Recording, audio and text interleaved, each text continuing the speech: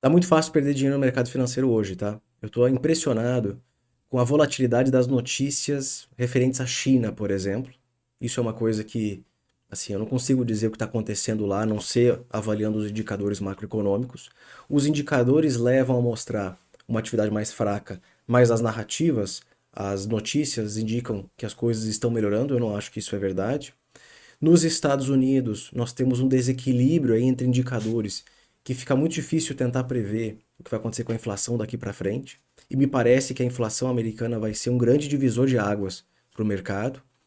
E na Europa as coisas estão um pouco mais tranquilas, assim, de analisar. Estagflação é o que se fala por aí. Indicadores de atividade mais fracos. E como os indicadores da Europa e da Ásia, China estão mais fracos e Estados Unidos resiliente, é por isso que nós vemos o DXY subindo e os juros mais longos subindo lá fora, tá? Então eu quero falar um pouco sobre esses assuntos com vocês. Acho que vai ser de grande valia para quem é investidor, quem gosta de analisar a macroeconomia, porque o mercado hoje ele está difícil de ser lido. E por isso que eu tenho uma posição mais defensiva hoje, tanto no Brasil quanto nos Estados Unidos.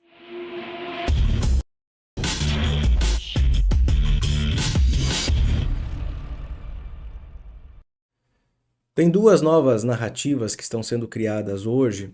Uma delas é de que nós temos um ambiente de crescimento sem inflação nos Estados Unidos, e outra de que o Fed não vai mais subir a taxa de juros.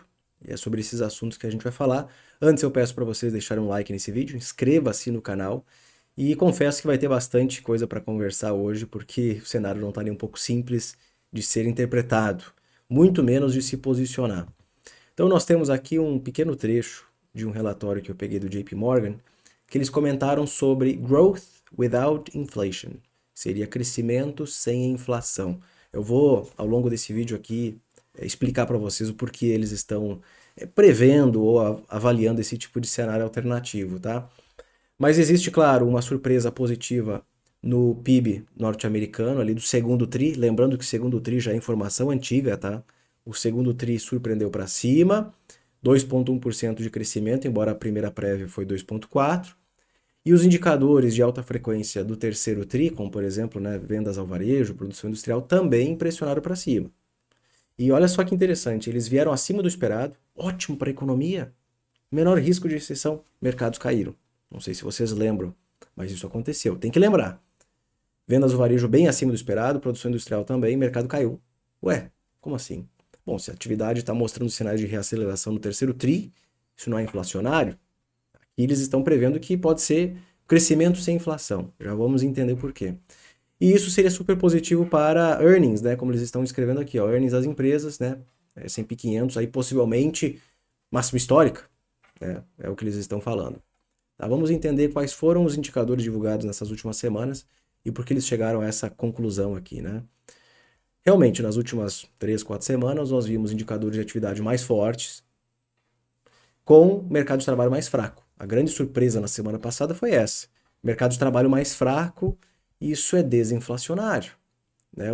Tudo bem, o desemprego subiu, mas vamos lá, o desemprego subiu porque mais pessoas entraram no mercado de trabalho. Vídeo que aconteceu com a taxa de participação da força de trabalho. Teve um aumento, é o maior desde fevereiro de 2020. Ou seja, quase todo mundo que antes trabalhava no mercado de trabalho americano, que ou estava desempregado ou trabalhando, esse nível voltou para pré-pandemia, agora, praticamente agora, na metade desse ano, tá? Excelente sinal. Tudo bem. Economia mais resiliente, com o mercado de trabalho mais fraco. Eu quero saber se isso é inflacionário ou não. E eu não consigo responder para vocês, e é por isso que o dia 13 de setembro é super importante.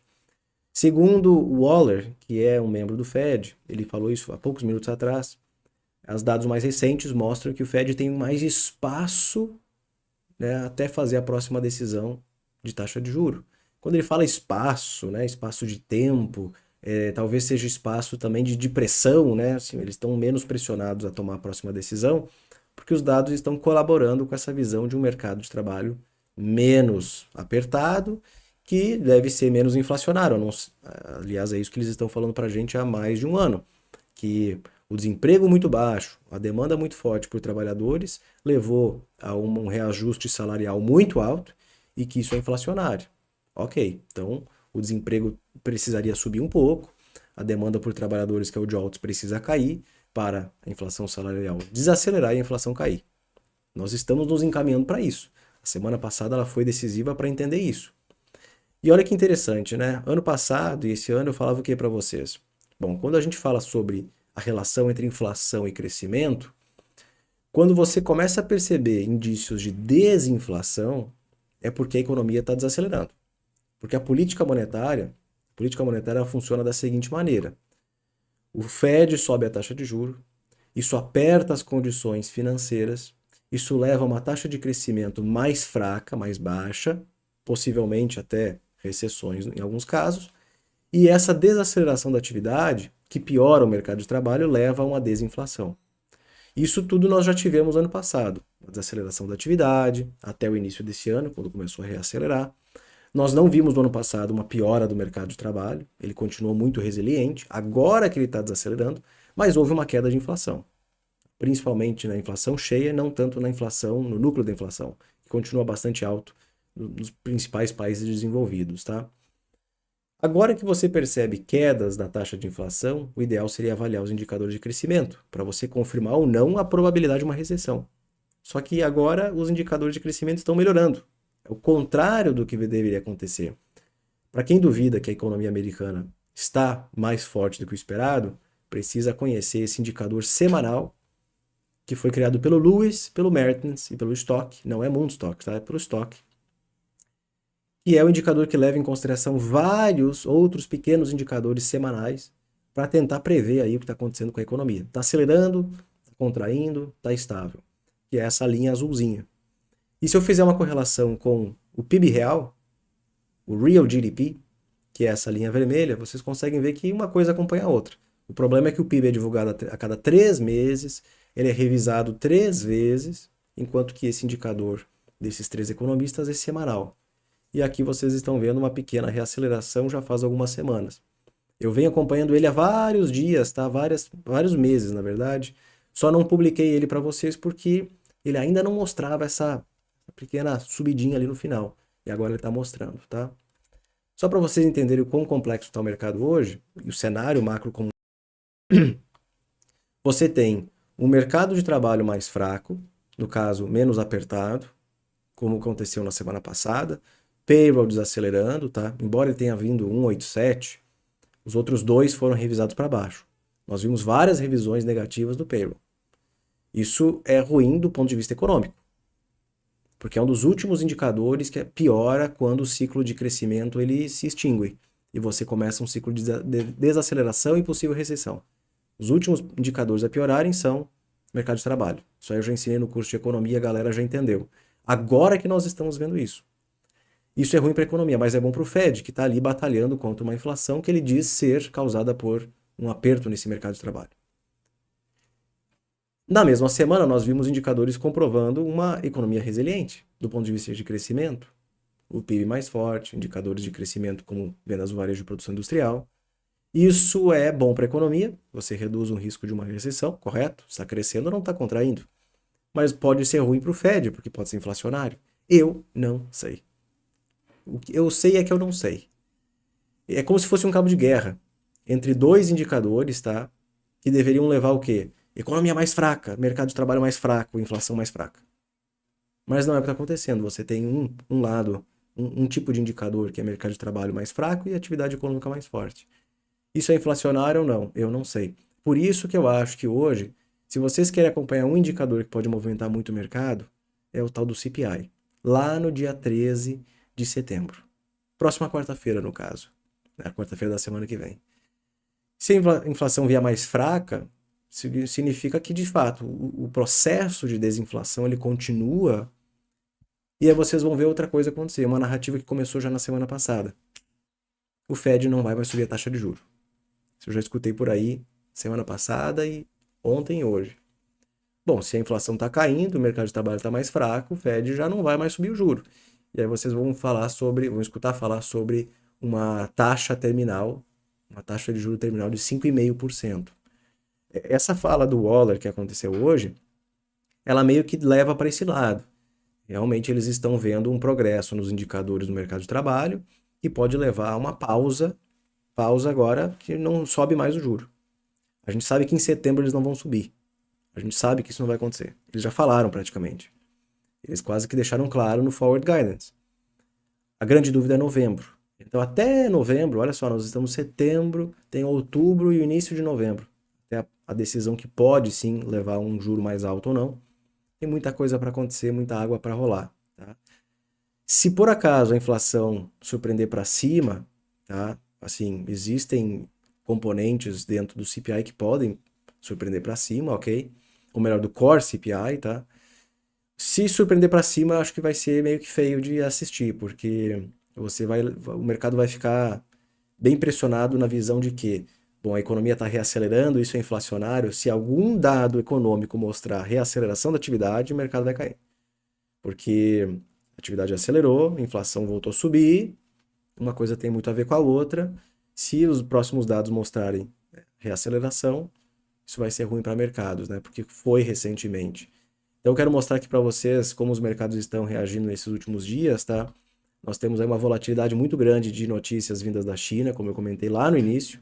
China caindo bem nessa madrugada, moedas de emergentes se depreciando contra o dólar. Tudo isso porque ontem nós vimos mais uma piora no indicador de atividade da China, no caso de serviços, tá? Uma queda acima do normal, de 54,1 para 51,8 pontos do PMI de serviços. O manufatura, que saiu um pouco antes, né? Acho que foi domingo à noite ou sexta-feira, agora não lembro. Veio um pouquinho acima do normal, então o composto acaba vindo aqui com esse conflito, né? O PMI industrial melhorou, o de serviços piorou, então ele caiu apenas 0,2, tá? De 51,9 para 51,7. Esse aqui é o pior PMI de serviços em 8 meses. Então, assim, a economia continua fraca, tá? A economia fraca. As narrativas podem ser diferentes, tá? Porque eu já li muito por aí que não, está crescendo, que está melhorando. Nós vimos ali o setor imobiliário respondendo positivamente a um corte nas taxas hipotecárias, de filas de carros, de pessoas querendo comprar imóveis. Mas assim, eu acho que isso é muito coisa de curto prazo, não sei se é sustentável.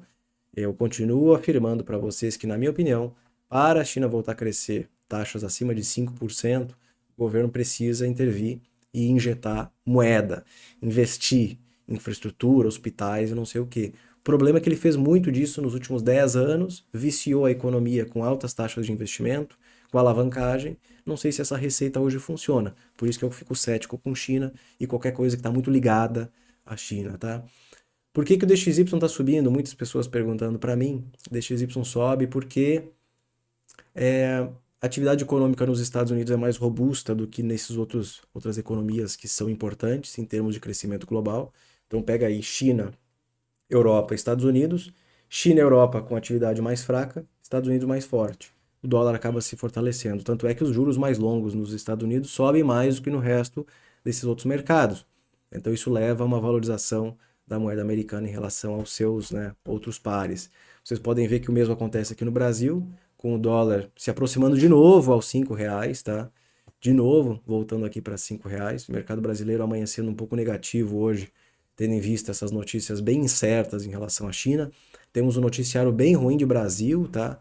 Aí fazendo de tudo para subir imposto, imposto, imposto, imposto. Nós vimos uma apresentação do orçamento ridícula que foi feita recentemente, indicando ali, manipulando dados, tá? Manipulando o que eu digo assim, os dados eles estão corretos no período que eles pegam. Mas você compara período da Dilma de 10, 12 meses, depois o período Temer e Bolsonaro de 4 anos. Como é que você vai fazer uma comparação, uma escala de comparação com 3 dados econômicos em períodos diferentes? Como é que se faz isso? Isso não é nem contabilidade criativa, eu acho. É literalmente manipular o leitor. Só olha aqui, ó, tá vendo como foi bom na nossa gestão lá na Dilma e foi ruim no Bolsonaro? Sim, você pegou um ano de um, 2 anos de outro e 4 anos do outro, durante uma pandemia. Então, assim, é literalmente manipular a forma de você avaliar os indicadores, tá? Então, o governo fazendo de tudo para aumentar impostos, para poder fechar o ano com talvez uma conta no 0 a 0, o que é bizarro, porque se vocês viram o PIB semana passada do Brasil, né? Surpreendeu bastante para cima. Se o PIB do Brasil está surpreendendo tanto, é de se esperar que a arrecadação esteja crescendo. Mas isso não é verdade.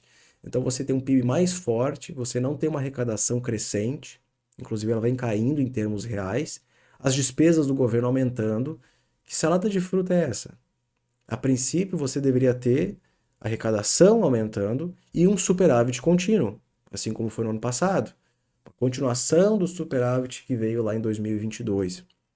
Mas como o governo pretendeu aumentar impostos, aumentar gastos para estimular a economia, e de fato isso aconteceu dentro do PIB, pela ótica da demanda, os investimentos do governo ou gastos do governo eles aumentaram, você tem um PIB mais forte, embora tenha sido puxado por outras coisas também, mas a arrecadação ela não vem crescendo.